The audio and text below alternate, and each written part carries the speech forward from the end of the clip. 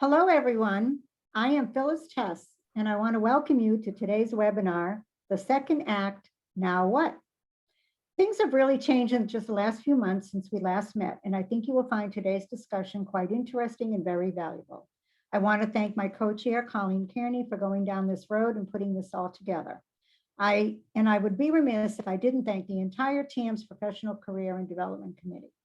Just a couple of housekeeping notes. For your convenience, this is being recorded and it will be available on the TAM's website, and the address will be posted in the chat room. Also, all questions should be posted in the Q&A box, not in the chat room, so that the moderator can see them. The chat box will be open for you all to comment and talk amongst yourselves.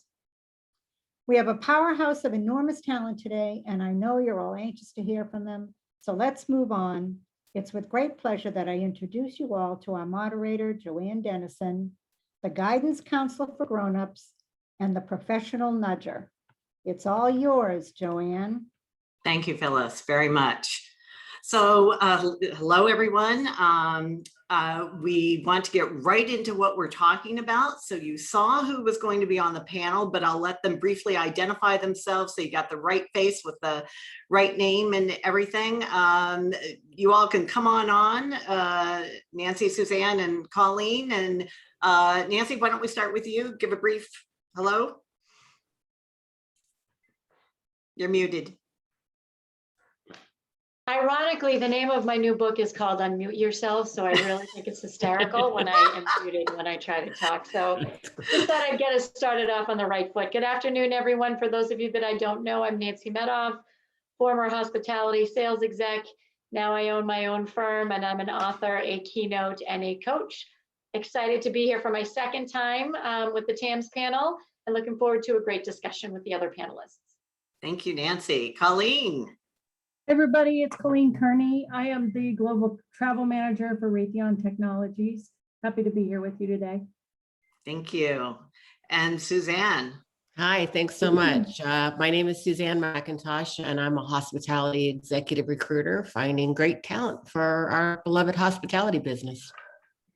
Wonderful. So hopefully everyone can see we've got a variety of backgrounds, and I think you're going to see that in the answers and questions that come up. So let's get to it. One of the things that has come up is the last time, for those of you who were on it, it was in February. So it's been about, what's that, 2.5 months. And, you know, things are beginning to change. We're all beginning to see it on so many different, in so many different ways. So one of the questions that we wanted to talk about is people are in a variety of places, including the people who are on this grouping. And some of you have been furloughed and still are being told you're coming back. Some of you have permanently lost your job. Some of you are working part-time in the industry. Part of you have stepped out of the industry temporarily, or, well, I assume if you're on here, probably temporarily, and that you're looking to get back. So one of the things that has come up in conversations is, where does your head need to be right now? It should be in a different place than it was a couple of months ago, because the world and the industry and everything is changing. So we kind of wanted to start that way. So hopefully you can hear a lot of the things we're talking about through particular filters. So I'm going to turn this one over to Nancy, because this is how the conversation actually got started last week. Nancy, where should their head be? What should they be thinking? So I believe that right now, everybody should be thinking what they should have been thinking all along, which is, how do I separate myself from the herd? And what do I really want to be doing? And I'll tell you what I mean by that. So Joanne, you mentioned, you know, maybe you're temporarily out of the industry or not temporarily out of the industry. It doesn't matter if it's furloughed or if unfortunately you don't have a job to come back to. What I work with my clients is really helping them understand, what is it that you want to be doing? So let's just say you're an event manager or a travel manager. What is it about event management or travel management that you like to be doing? And then pursue a position that allows you to do those things.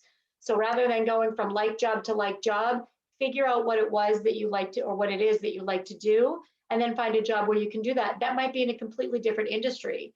I have 2 or 3, actually 4 off the top of my head, clients that I worked with last summer who were lived, eat, and breathed hospitality, and they are now thriving in other positions, in other industries, because they figured out what they love to do, and then they found a job where they could do it.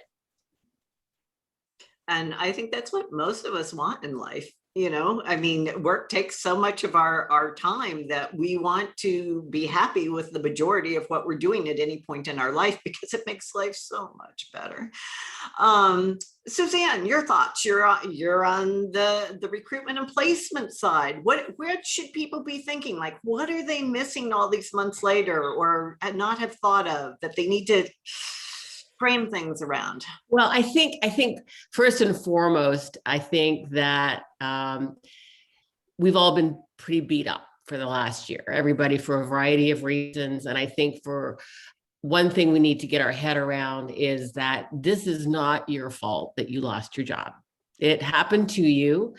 And that if you have an end on your resume and it's March 2020 or after, there's a pretty good reason when somebody looks at that they know what happened to you. So I think we don't need to beat ourselves up about probably losing our job maybe for the first time.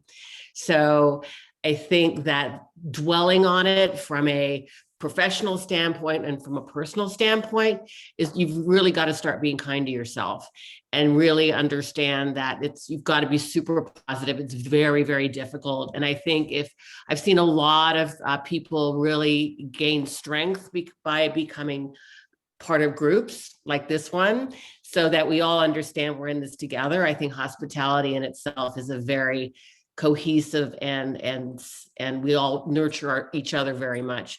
And I think that the biggest thing that I've recommended to people as I've helped them through working with, enhancing their profiles, and we maybe hopefully get to talk about that later, is that you are now your personal brand.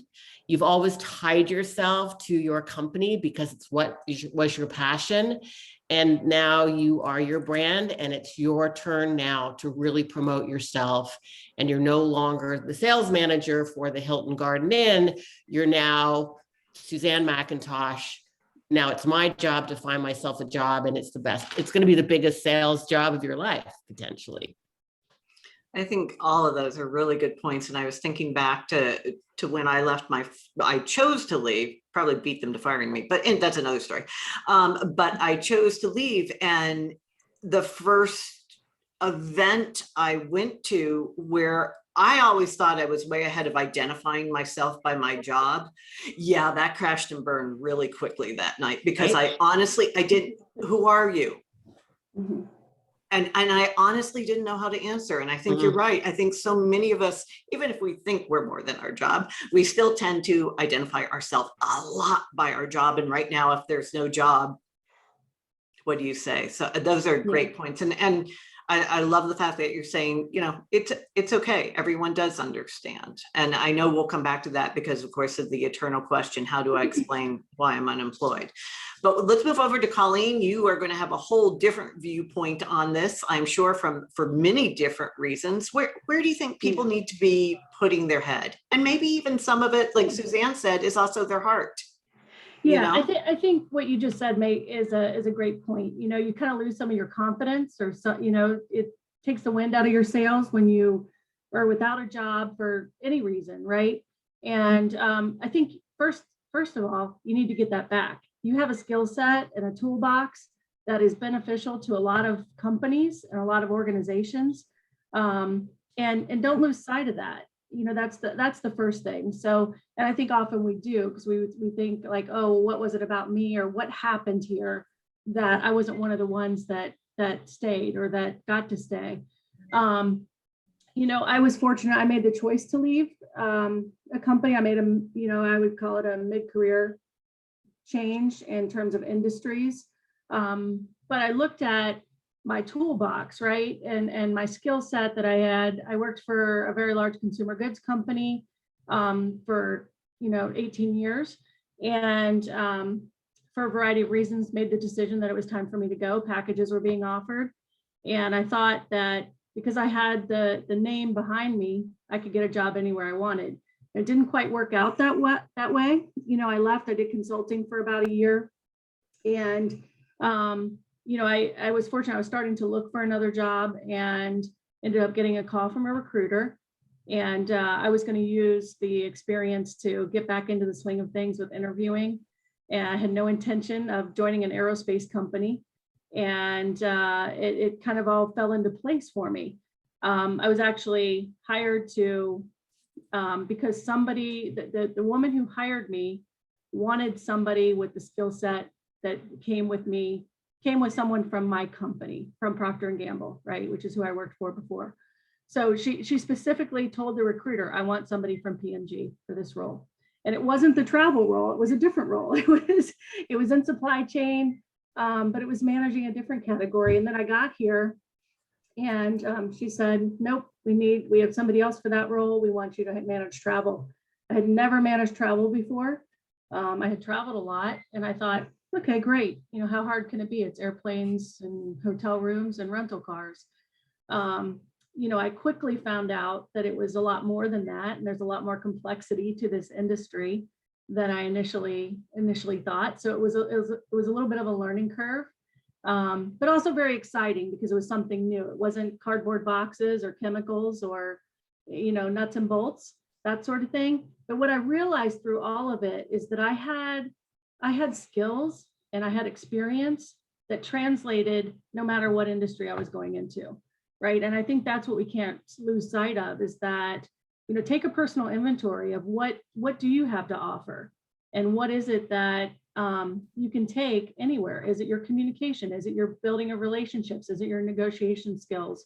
What is it that you have to offer to any company out there? And I think that is all part of building your brand and figuring out who you are and having an answer to the question of what do you do, you know, and who are you? It's more than just, you know, that I sit in West Hartford, Connecticut, and I have 3 kids and I've, you know, worked for a couple great companies. There's a whole lot more to us that I think we just have to come to that realization and then take that out into the marketplace. And I think one of the questions I always say to people when I'm working with them, when they're doing these kinds of processes, how do you make an organization better? Yeah. Because that seems to be, you know, because to me, better is not just showing up for work and doing your job. Right. It's, you know, how did you make your company grow? How did you, you know, Yeah. all those things. And I think sometimes we need to think like that because that helps us get to our brand. How did you make your last X number of organizations better? So based on this conversation, I'm kind of actually going to merge 2 points that we wanted to talk about. One is the whole idea, which, you know, all 3 of you touched on, about staying open to different. I think all of us, and I'm sure there's people on this call, have run into people where, as Suzanne said, you know, I'm a sales manager, I'm a sales manager, I'm a hotel sales manager, I'm a hotel sales manager. Well, where else can you sell? Where else can, as Nancy said, where else can you take these skills? Colleen, you're a perfect example of it. So how do people stay open to different? We'll go with that part first, and then I'll go to the other part. How do you think differently? How do you think beyond that? This is definitely a time to get outside the box. Suzanne, I can tell you're dying to answer. Go for it, girl. I'm recruiting. I mean, hospitality recruiting got beat up like the rest of our industry for a year. And I was pretty much shut down for a year. Things are coming back and it's very, very exciting. But I do have a really good example because I did think, oh, maybe I should segue into recruiting for other industries. And I started talking to a gentleman a hotel general manager candidate that I'd spoken to that I saw had segued into commercial real estate. He was managing a very prestigious building here in Manhattan. And I was like, Paul, like, what, tell me about this. I'm really curious as to how you did this. So sort of like trying to figure out if there was a way for me to work with this company. And he said, I'm not checking people in and out every day, but I have tenants and I have people that I am providing amazing service to, and I manage departments to deliver great service, and I get to hire housekeepers and engineers and security and greeters and everything. And he's like, he literally said, I don't feel like I left hospitality. And I just got so excited about that because he was saying exactly what I wanted to hear when I prospected called this very, very large commercial real estate company and said, I want to do some recruiting for you. And they said, fantastic, because all we want to hire right now are hospitality people because we're changing our business model to be much more competitive. And we want to provide provide amazing guest experience, in this case, tenant experience. And we think hotel people need to do it. And right now I'm about to hire them a hotel general manager to manage one of their very high profile buildings in San Francisco. So, and people are, yes, I know it's really exciting, but people, and I thought, oh, how do I get my head around this, talking to people? And, you know, how do I explain, like, you've been in a hotel GM all your life, and you're now going to manage an office building. And I was, I had 8 out of 10 people I spoke to were like, that's super interesting. I'm really feeling like I could take my talent and put it in another direction, but not that different a direction. So the more you can, I think, as we've been talking about all along, the more you can open up your mind and say, what do I love to do? If I love to give great guest experience, can I deliver that in this environment? And if the answer is yes, well, like I segued into recruiting. I love to sell. I love the detective work. I love prospecting for new business. And it was a natural segue to go into recruiting. So I think the point that I think was Nancy made is like, what are you really good at? Open up your heart, open up your mind, and go, this is really great. I think I could really take my talent and put it somewhere else. It's kind of like being in college again, right? You know, my daughter is a freshman. She's just finished up her freshman year, and she's in interior design, and, you know, with dreams of being the next Joanna Gaines. And, you know, she goes to college, and she starts seeing all of these opportunities out there. You know, I can design the inside of yachts. I can design hotel rooms. I can design lobbies. I can design workspaces, you know, and so it's beyond, you know, creating a cute farmhouse. It's like, oh my gosh, there's so much more to this than I originally thought. And I think that's the mentality we have to bring to the job search and to, you know, our next careers. I totally agree. And Colleen, I wanted to tack on to one of the last things you said. So this is a great segue. Let's use the example of your daughter. So she understands how all of this translates. And I would say to everybody's previous point, but also most recently Joanne, she can make that connection for the owner of the yacht. Like, I used to design office buildings, but design is design.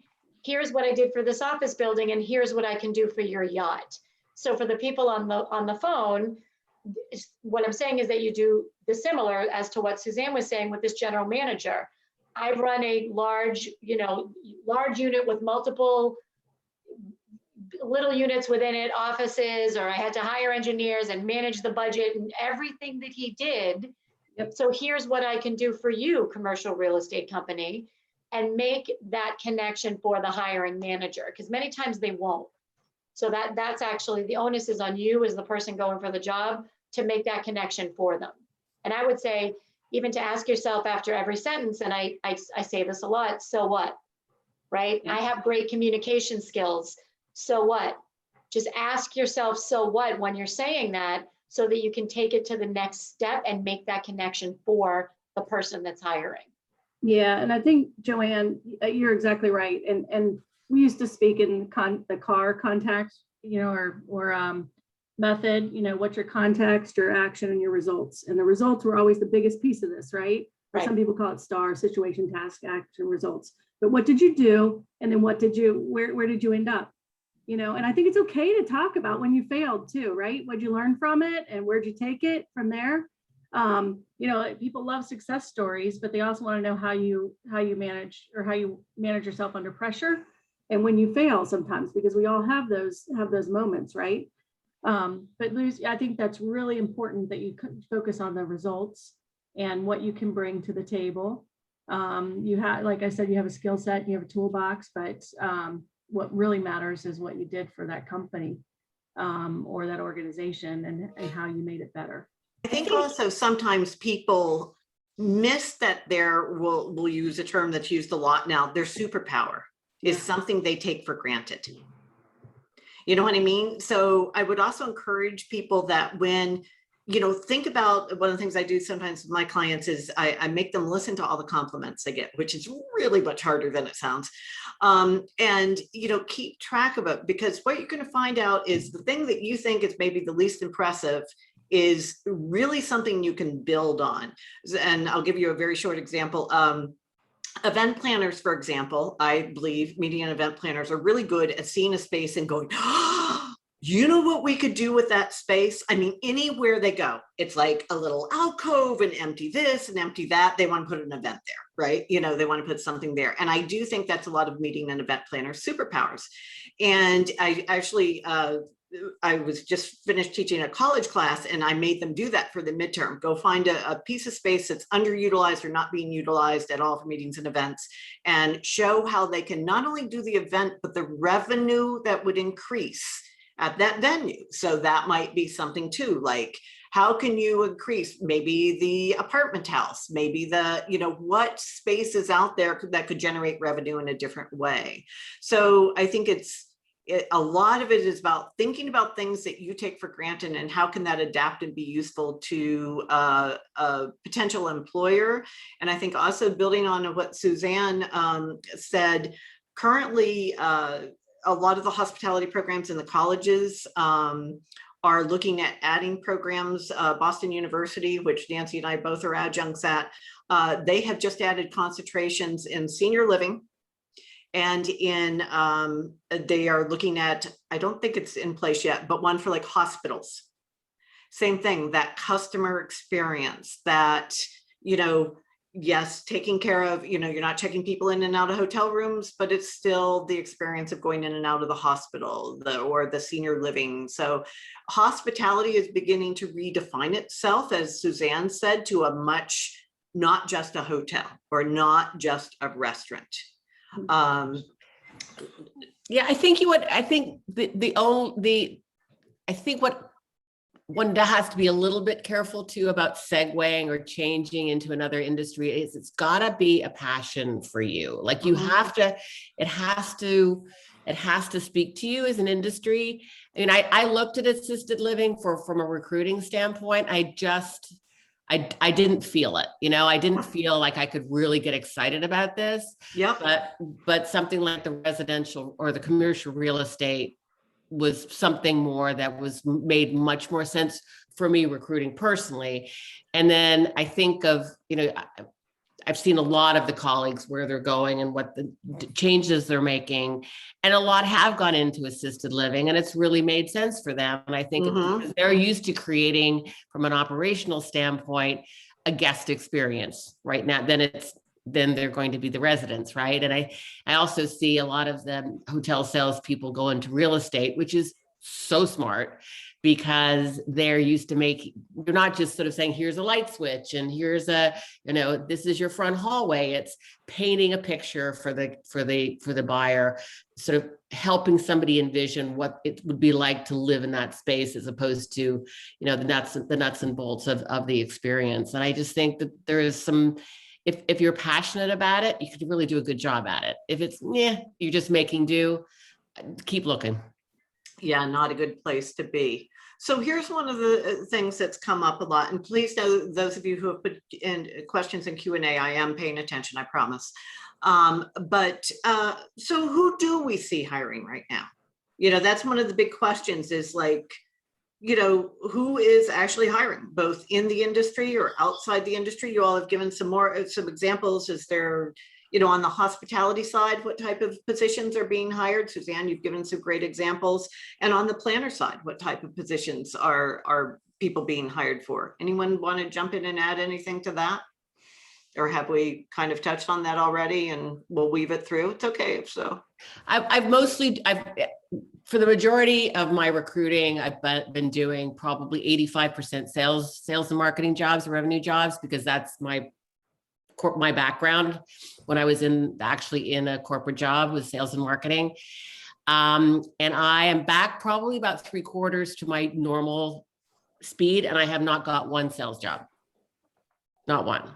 And I think they're all operations jobs. A lot of HR people, because they're being burned out, man. They are like, they're done. So they're leaving the industry a lot more. I'm getting finance jobs for obvious reasons, and general manager jobs. And I think that the sales jobs, either people are finding their own, but I think that there's less of those happening right now. Unfortunately, that's not good news for us salespeople, but the operations jobs seem to be the ones that are the most are happening faster right now. Okay. Colleen, Nancy, anything you want to add to that, or do we want to move on and add that? I mean, I'll just say, I haven't been looking myself, but I have a lot of friends who have changed jobs, over the past year. What I have seen, and I do kind of watch Indeed and some other, resources. I have seen a lot of supply chain jobs. So there's a lot of supply chain out there, and a lot more jobs are showing up as remote, right? So there's a lot more flexibility, it feels like, with jobs in my field in supply chain or procurement, those sorts of organizations or those types of roles. The only thing I would add, and I understand that this might not be well received, and I want you to know that I say this with love, because I've been doing this in the trenches with everybody for the past 16 months. I would want people to be asking, where can I apply my skills, not who's hiring, or rather than who's hiring. I've done the work. I know what I want to do. This is what I want to do. What industries are hiring for that right now? And it's slightly nuanced, and it's a different mindset, and it's a different way to frame your approach to looking for your job. Who's hiring is very different than, I know I want to do this, this, and this. And by the way, I have a tool that can help you figure that out. I want to do this, this, and this. In what fields is that being currently valued? It's just a different way of looking at it, so that you're in charge, you're in control, you're owning your destiny, rather than reacting to, this industry is hiring, I think I'll go do that. Is that what you want to do? I mean, I get you need to put food on the table, and it's a balance. I would suggest that you do a little soul searching for, what do you really want to be doing, and then go try to find that. Yeah, I would agree with that completely, Nancy. When I made my switch to aerospace and then into the travel industry, I would say it's the travel role that kept me here, right? I don't really have the passion for aerospace. Aerospace, right? But working, I am able to use what I have to bring to the table. I'm good at building relationships, negotiating, strategy, those sorts of things. But I will say it did take me it was a long journey to get used to working in this company, because it was very different. I'm not quite sure it was the best fit for me, with, how we operate and how we allow the business units to operate and that sort of thing. So I think it's important to understand how you fit and what type of organization you fit with as well. Now, like I said, I'm happy because I'm working in an industry that I really enjoy. And I think this is, it's a very resilient industry, the travel space, and I love the people that I work with. So that's what's kind of kept me. And I do work for a really great company with that does great things. But it was a learning curve for me, and it took a lot more than I expected to get comfortable with the way that we operate versus where I came from. And so there was a big difference. My level of responsibility, my level of decision-making authority, just some very different philosophies that I had to examine. And so, yeah, I think you're right. Ask those questions and make sure it's what you want to do and the work that you're comfortable, kind of diving into. Are you comfortable with the organization too? Yeah. Do your values fit their values? I think that's a huge one. And as that becomes more and more on the world stage, I think a lot of people are asking that. Yeah. So we're talking about, finding this, what you're good at, what you're passionate at, what you can bring to a company. So now let's get down to some real kind of details. How do we do that? And I'm looking big picture, I'm looking at cover letters, resumes, LinkedIn profiles, beginning to build your network. So we're not going to like pick them apart one at a time, just like, how do you do this so you stand out? So someone says, I have to meet him or her. That I want to talk to that person. I don't care if it doesn't make sense to you. I want to talk to that person. So Nancy, I know you're like, go for it. I am indeed. So I am indeed. I have a tool for that. It's on my website. So if you go to my website, athenawise.com, or maybe somebody can throw it in the chat. It's called the Power Positioning Statement. And here's what this does, and it's totally free. You identify your top 3 strengths or your top 3 passions, what you're skillful at or passionate about. We talk about why this matters to the organization, and then we pull it together with the so what. So I call it power positioning because it's 3 sentences. I'm good at this, this matters because, and so what. And we work in some persuasive language so that you pop a little bit more, so that when you're talking to a recruiter or a hiring manager, they're not hearing, wow, wow, wow, wow, I'm results oriented, I'm great at building relationships. I mean, Suzanne, how many times do you hear that? That's I'm a people person. What's that? I'm a people person. I hope so. Right? So what I would say is, and that's not, you are a people person. Why does that matter? And I'll give you an example. I'm just off the top of my head. So let's just say you have high energy, okay? And that's one of your superpowers, to use the term that's being maybe overused these days, but I have high energy. I have high energy, which means I'm able to get the team excited about initiatives, which results in buy-in for whatever, or which results in I have high energy and my energy is contagious, which means our customers get excited about our latest product or whatever the case may be. Here's my strength. Here's why it matters. Here's the so what. It's on my website. It is a free download. I have a little scheduling link. I'm happy to talk to you for a few minutes to help you pull it together, because this is how you position yourself. And then you can use that if you would like in your LinkedIn headline. You can use it in your resume. You can use it in your cover letter. You can use it everywhere. And it sets you apart because, to Suzanne's point, we're not saying I'm a people person. We're saying I'm excellent at building relationships. Here's why this matters. And here's how this has worked before. Anyone else want to add to that, or has she covered everything? I can jump in a little bit about LinkedIn, because I know Nancy touched on it briefly. I guess I've used LinkedIn all day, every day, looking at profiles, looking for people. That's all I do, pretty much. And I think that there's so much that people can do before they get the chance to talk about themselves and get in front of a hiring manager, to make sure that their profiles are really tip top. And I'm saying this selfishly because I need to be able to find you. I've done a lot of articles over the last year, keeping myself busy, talking about how people can improve their LinkedIn. They're on my website, the articles, and also I posted them on my LinkedIn page. Just, it's all about keywords, and it's all about looking professional, and it's all but approachable. It's relatable. It's being very succinct about what you do. It's putting in like really key bits of information that allow people like me to find it, because literally it's all key. If I'm looking for a group sales manager with pharmaceutical sales experience in the Northeast, and you've got that experience and you pop it into your profile, I will find you right away, and we will have a conversation. So there's a lot you can do. And I have offered, and I'll offer it to this group as well. Absolutely. I do not charge for it. If you want to send me your profile, I will take a look at it with you. I'll give you some recommendations, send it back to me. We'll work on it together and we'll make it gorgeous.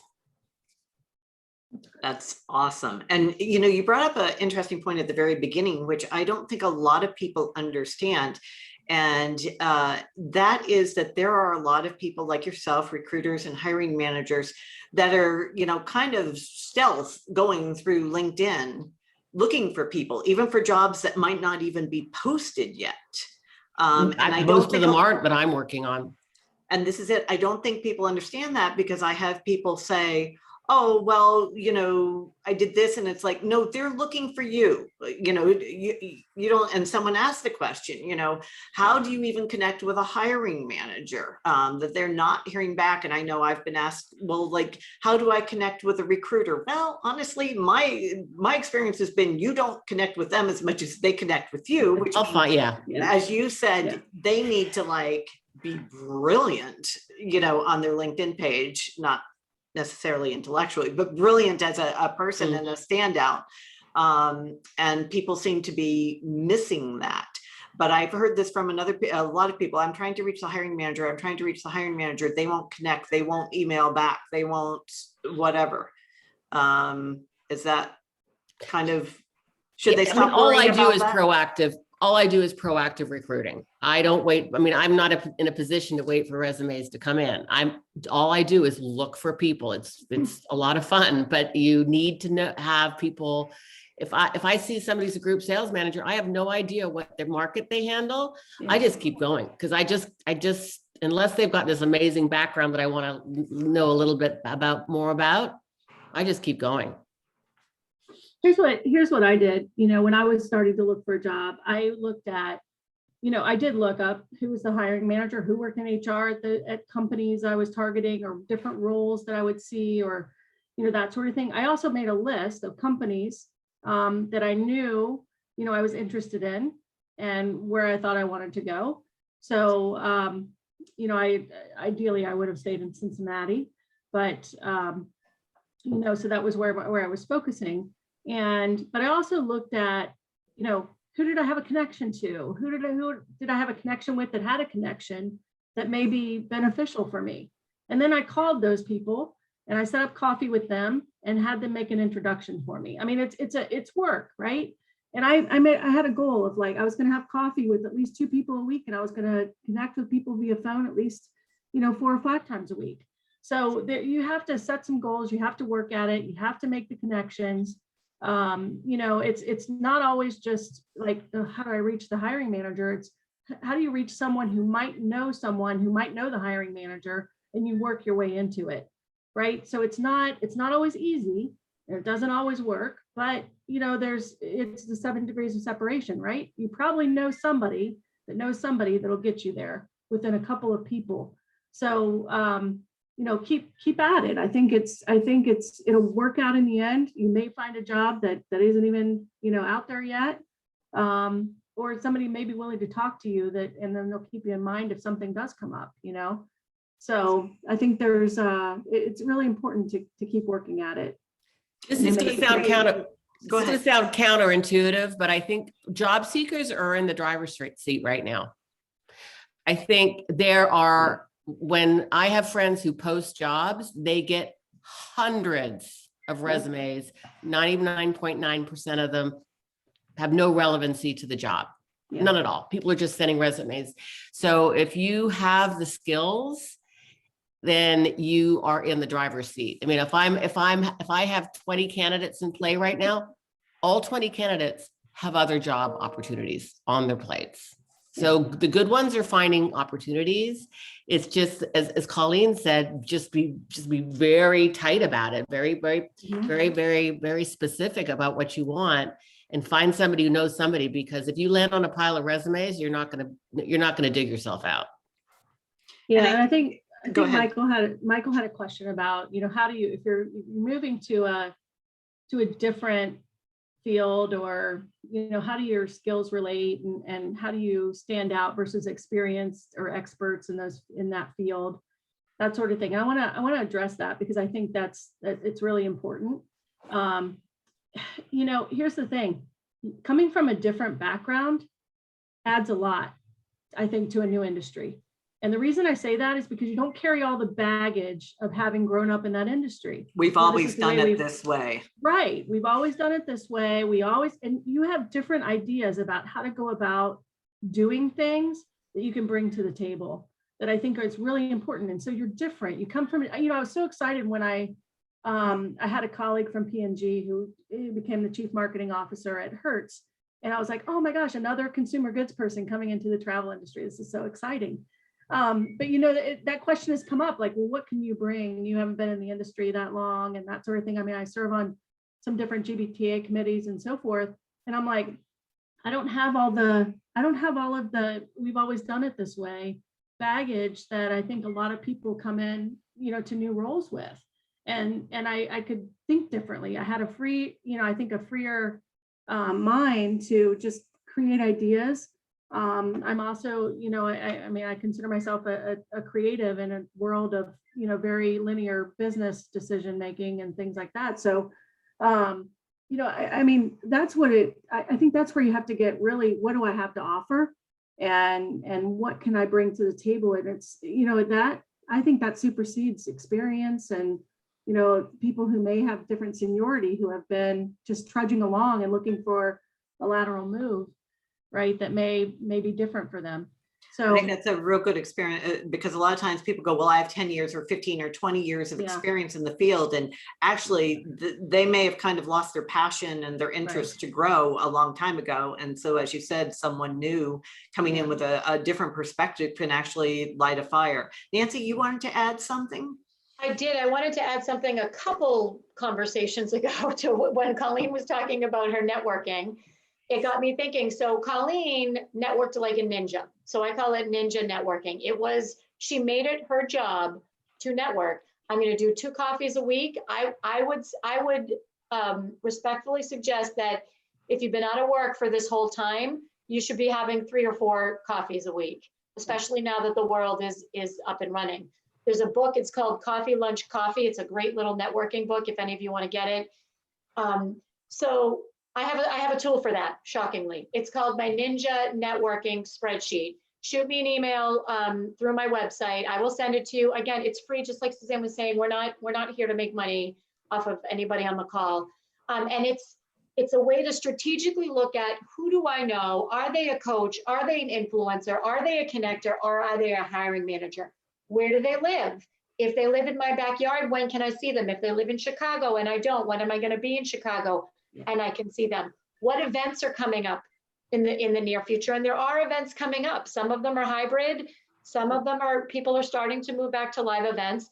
What live events are happening that I may, if I'm comfortable with going to events, that I may want to go to? And it's a systematic spreadsheet that gets you out of the frozen mode.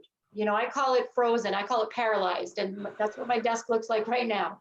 There's stuff everywhere and I'm paralyzed. This helps get you out of it and just chip away at this little spreadsheet, a little bit every day, and you can keep track.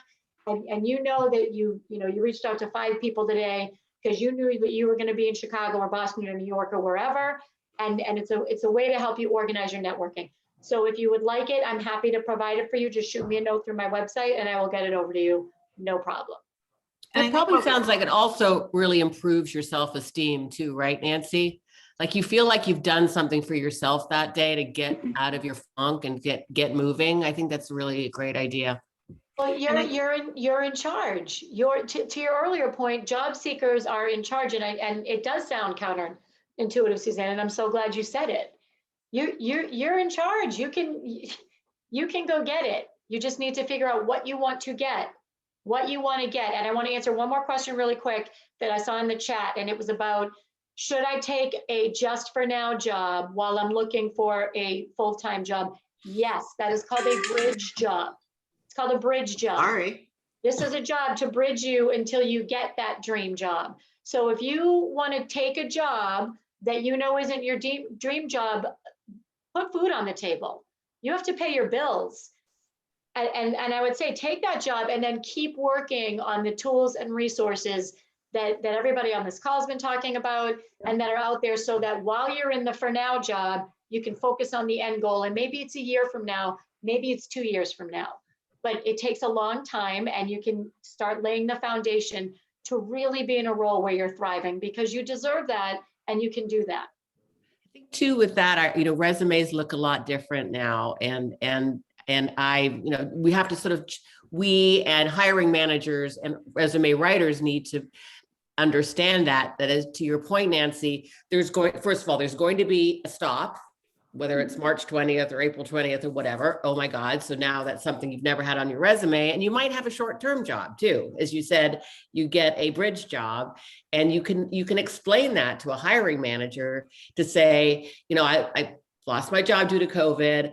I took this position because I really wanted to, for whatever reason, take an interim job until I found my dream job.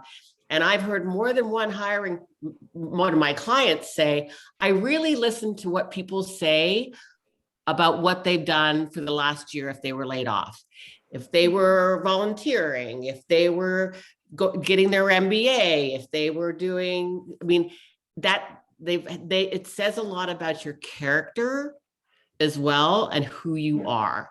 If you say, even if you say I took up knitting, you've made yourself useful and did something that was your passion. At least my candidates look for that.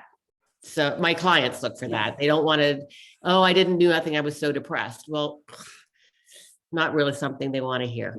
And that's, that's definitely one of the things we wanted to talk about is how do you answer that question? What were you doing while you were unemployed? And that's a great start for it, Suzanne. And I'm Colleen and Nancy, I'm sure you have stuff to add to that too. Sorry, not professional word, but I'm sure you have interesting information to add to that.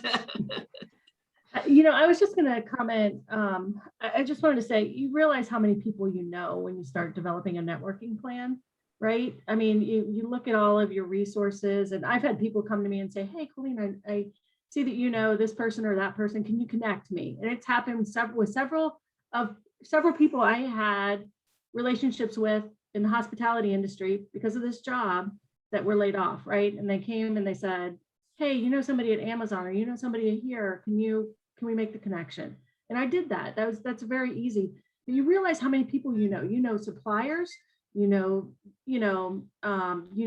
volunteer in organizations, you know people from church, you have personal relationships, contact, like just make an inventory of like, who do I know that might have a connection for me, right? And you realize, gosh, I know a lot of people.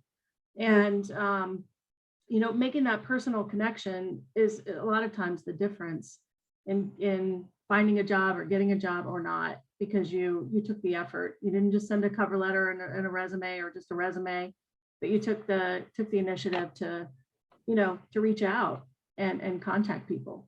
So, I just wanted to add that little piece about networking. How about you, Nancy? I know we talked about, should people ask for help? Should they connect? What would you like to add to this conversation?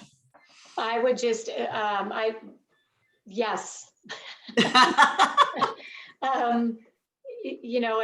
is a networking plan. Colleen just said, I think she said something along the lines of brainstorm or really think about it. I would say write it down. Write down all of your people that do a deep dive or whatever you want to call it. Write them down, bucket them, to her point, church, the car wash, where do you see all these people, so that you're ready and you're locked and loaded, and you have it at the front of your brain that if I see that person, I know that I'm going to ask them about so-and-so or so-and-so.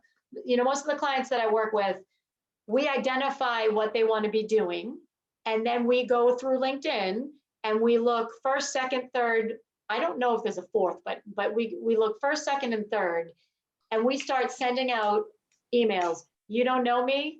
I'd like to introduce myself. I'm interested in your company. These aren't hiring managers. These are product managers, marketing managers. So let's say I'm going to use Peloton. Let's say you want to go work for Peloton, okay? And you don't know anybody at Peloton. Find someone, first of all, on your LinkedIn, walk into the Peloton store in your neighborhood, if there is one, ask the people there, go second, third, and fourth before there's a job posted. Hey, can I talk to you over a cup of coffee? I'd like to learn more about your company and validate that I think I'd be a great fit. I have had that work time and time again for people who 3, 4, 5, 6 months later, something became available and they got a call. So that's what I would add to that. I think it really is. And don't pass up. I have made very interesting connections with, we both commented on the same LinkedIn post. Or someone commented on mine and someone said, oh, you should talk to Joanne about that.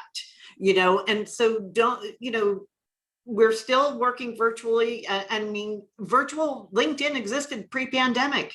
It's an incredible tool, and don't be afraid to go to virtual events and connect with people. And I'm going to tell a real quick example of that for me. So I attended all-day education day for MPI Greater New York in November.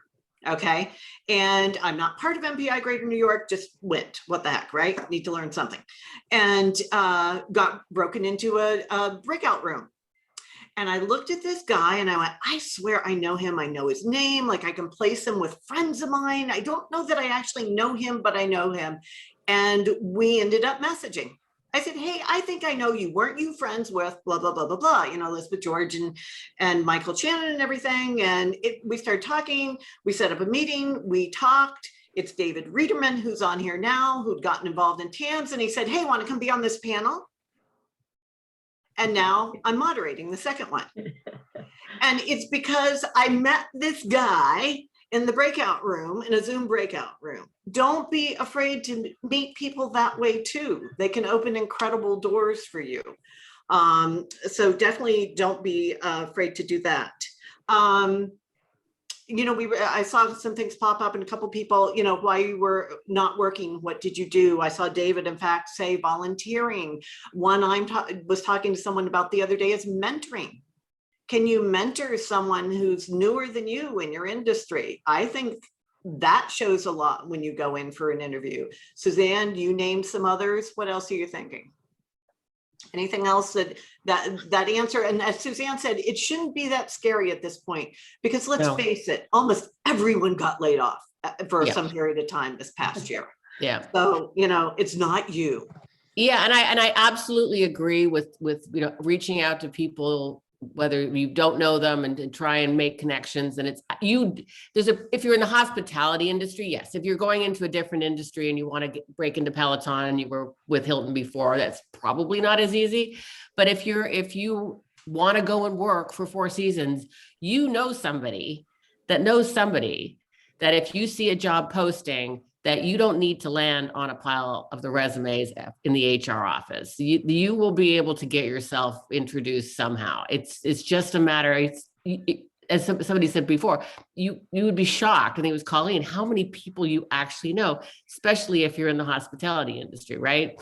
Yeah. So I think one thing, I'm also a little disappointed watching in the last year at the how do I put it? People who just sort of take for granted that you're going to help them and then you never hear from them again.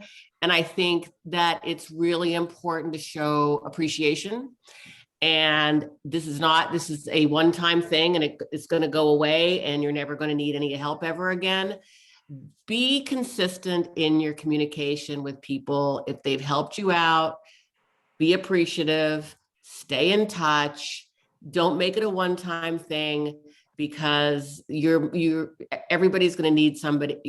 Everybody's going to need somebody to help them again. And I think it's really important. Make it a long-term, real relationship, not a one-time, help me out, I'll never talk to you again. Well, and the person that helped you actually cared, whether they were paid or did it as a free or and a they mentor, took their time. care. And I know exactly what you're saying. It kind of hurts when you don't know what happened to that person a year later or something. One of the things I was thinking of the other day also is, I'm a big believer, and I do it with myself, Einstein's, comment on insanity, trying to do the same, doing the same thing over and over again and expecting different results. I can't tell you how many times I have that conversation with myself about things. And so if you've been doing the same thing over and over and over again, and you are still not getting a job,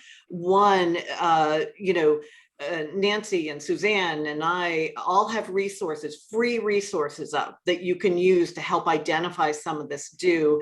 And I'm guessing all four of us, I know Nancy said it, Suzanne said it, I bet Colleen would also, myself, if there's some reason you think you would connect with us and want to have a conversation with us, You know, and I don't think, you know, Nancy or I, would be the most likely people, we're not going to sell you on something.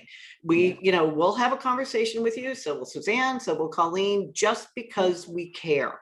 And we want to get you, you know, to the right step. So if you've been stuck and you need to figure out what you need to do different, we're giving you free resources and free time with people. So let's not stay stuck. We want to see you in a year from now doing other things. So any other closing comments before we come to a close? Colleen, Nancy, Suzanne, anything you would like to? I would just add that I know it's really easy for me to sit here and say the future is rosy and optimistic. You know, somebody earlier said everybody got laid off, and I would only add, or everybody's business was significantly impacted, right? So we have all been through the ringer. What I would say is it's here. What I would try to say is it's here. We're coming out. Suzanne mentioned she's busier than a one-arm paper hanger over there with opportunities. Colleen pivoted and found a job in a new industry. My clients are all finding jobs. And I say this really because there is hope. Like it's here. It's here. So it's here, and you just need to go out and grab it strategically grab it. And any one of us is happy to help you do that. Yep. Absolutely. Suzanne, you have anything? No, I'm not even cautiously optimistic. I'm optimistically optimistic. I'm just, because I see it a lot, because I'm just running through LinkedIn all the time, and it was just heartbreaking, you know, a year ago. And it's just so optimistic. And if you want to boost your morale, just see what's happening with other people. And if you can take some of these ideas from today, you too will be one of those people that are finding either a new path or a different path. And Yeah, for sure. For sure. I think don't lose hope. You know, there's lots of resources out there. We provided some today. I know there was another question about ATS, which is the applicant system. I think we're going to get there. We'll try to get more information, you know, to address that at another time. But wanted to, you know, just thank everybody for coming. I think, you know, keep the faith. I think things are turning around. Yeah, my company, we want people getting back to travel because we sell airplane parts. You know, so the more airplanes are in the air, then, you know, the more parts we're going to sell, and our business will be, you know, better for it. But like Nancy was saying, we were all impacted. We had furloughs, you know, and it was a crazy time over the past year plus. And, you know, but we never lost hope. And I think this is a very resilient industry. And I think it will come back fast and furiously when travel starts to pick up. And I think it's already picking up. I know we're seeing it and getting busier and busier. So, you know, I'm going to go ahead and thank everybody for, you know, coming on board with us today. This program is recorded, so go to the TAMS website. It's in the chat. You know, I want you to encourage everybody who is here today. If you know somebody who could benefit from this information, share it, and encourage them to reach out to us. We've all, you know, offered our time and resources. I know Suzanne and Nancy probably have a few more things than I do to offer, but I have some experience that I can, you know, I'm happy to have a conversation. And if I know somebody that can help you, I'm happy to make that connection for you. So link with us on LinkedIn for any follow-up. And I think that's it for today. So good luck as you go forward. Thank you. Yep. Good luck.